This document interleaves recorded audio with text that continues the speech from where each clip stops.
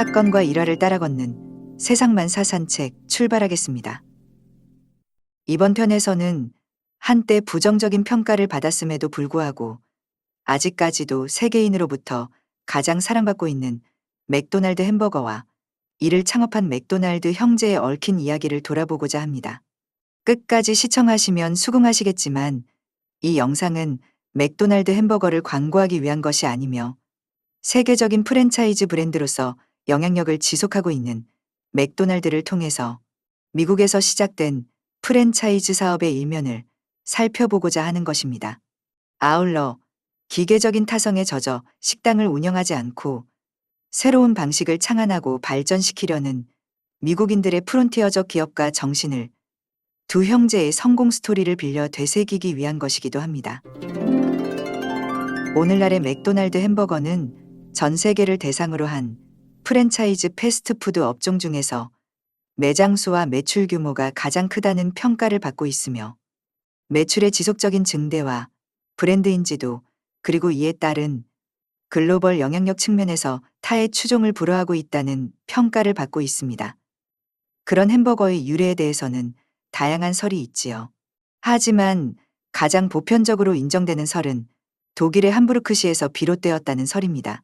즉, 한 요리사가 기존에 있던 요리인 햄버거 스테이크를 빵 사이에 끼워 서빙하면서 인기를 끌게 되자 이를 햄버거라고 이름 붙인 데서 비롯되었다는 설이지요.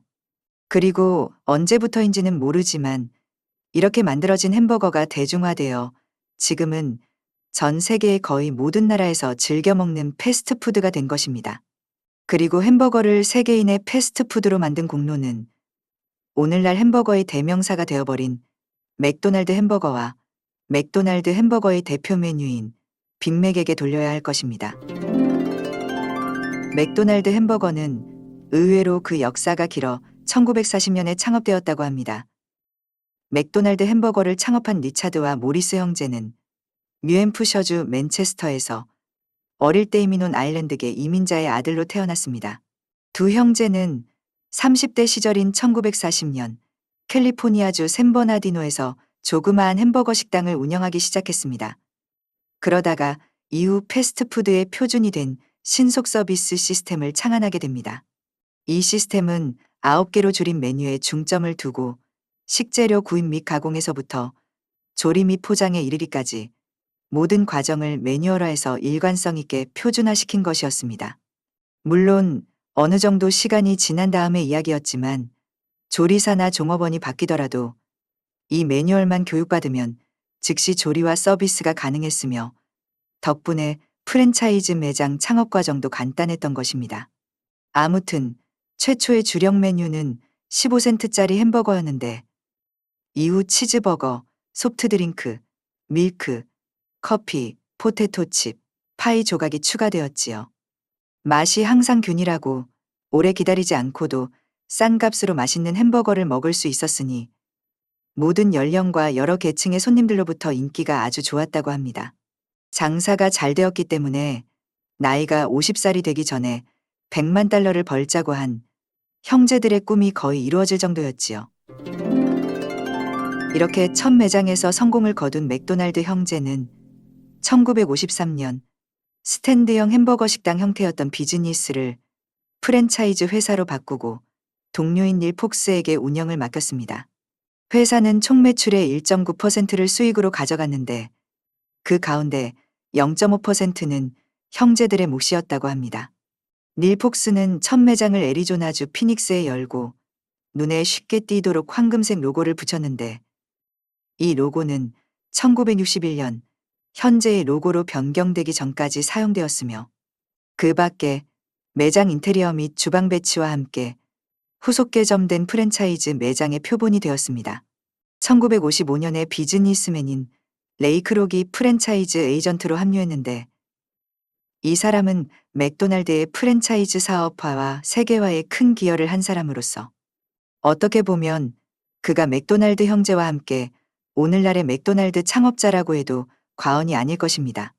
레이 크록은 1955년 일리노이주에 자신의 첫 번째 매장을 열었는데 이는 전체 맥도날드로서는 9번째였다고 합니다. 레이 크록은 1961년 맥도날드 형제로부터 프랜차이즈 사업권을 사들여 회사를 더욱 키웠지요. 그리고 1967년에 애리조나주 피닉스에 세운 매장에서부터 오늘날의 황금색 M자 모양의 로고를 사용해서 좋은 반응을 얻었습니다. 그래서 곧 이를 회사의 공식적인 로고로 채택하여 전 매장에서 사용하기 시작했는데 이 로고의 위력은 엄청난 것이었습니다.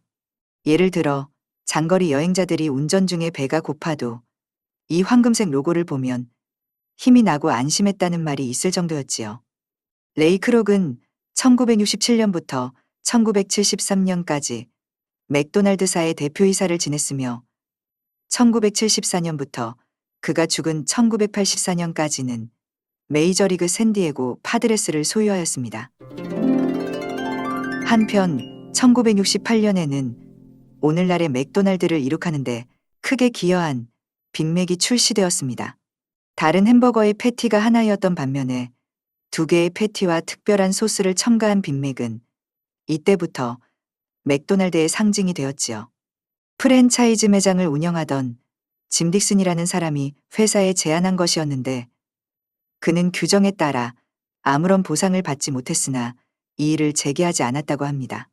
또한 맥도날드는 미국에서 이미 1940년대부터 등장한 드라이브인 시스템을 1975년에 본격적으로 적용했는데 단순히 적용에 그치지 않고 서비스를 표준화하여 효율적이고 빠른 서비스를 제공함으로써 전 세계적으로 드라이브인 모델을 퍼뜨리는데 크게 기여했습니다.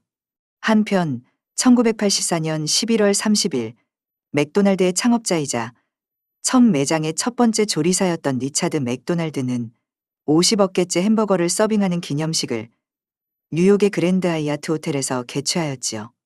이 기념식이 있은 지 몇 해 뒤인 1988년 형 리차드 맥도날드는 89세의 나이로 뉴햄프셔에서 심장병으로 사망하였는데 동생인 모리스 맥도날드는 이미 1971년에 69세의 나이로 캘리포니아에서 심장질환으로 사망한 바 있었습니다.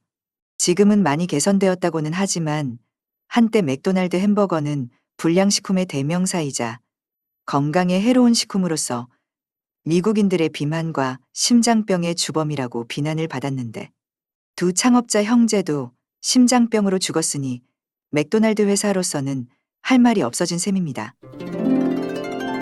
한편 2016년에 맥도날드 형제와 레이 크록을 사실적으로 다룬 영화 파운더가 개봉되었는데 마이클 키튼이 레이 크록 역을 맡았지요.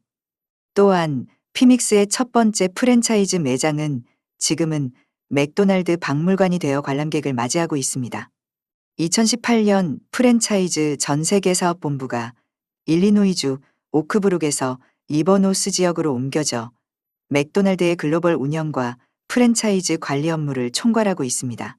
본부 빌딩의 출입구에는 햄버거 유니버시티라는 간판이 크게 붙어 있는데 이는 맥도날드의 직원 교육 프로그램을 강조하기 위해서 설치한 것이라고 합니다. 햄버거 유니버시티는 1961년부터 시작된 맥도날드의 공식 교육 프로그램으로서 매장 운영, 서비스, 품질 관리 등을 교육하는 프로그램이지요. 맥도날드는 매출 규모로 볼 때 세계 최대의 레스토랑 체인이며 2023년 기준으로 매일 120개국 이상의 약 4만 개의 점포에서 7천만 명이 햄버거를 먹는다는 통계가 있습니다.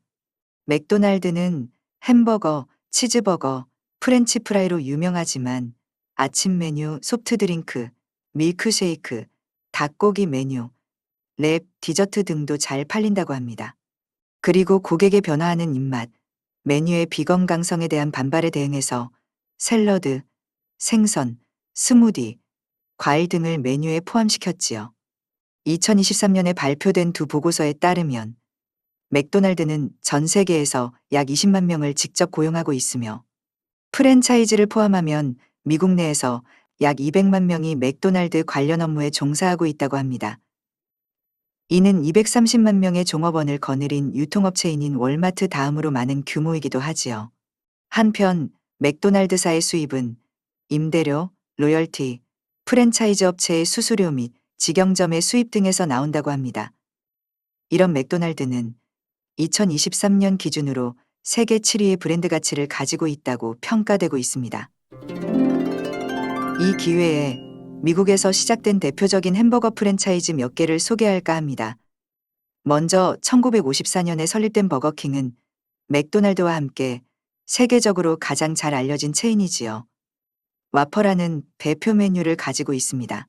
1969년에 창립된 웬디스는 신선한 재료와 패티로 유명하며 대표 메뉴로는 베이컨 치즈버거와 프로스티라는 디저트가 있습니다.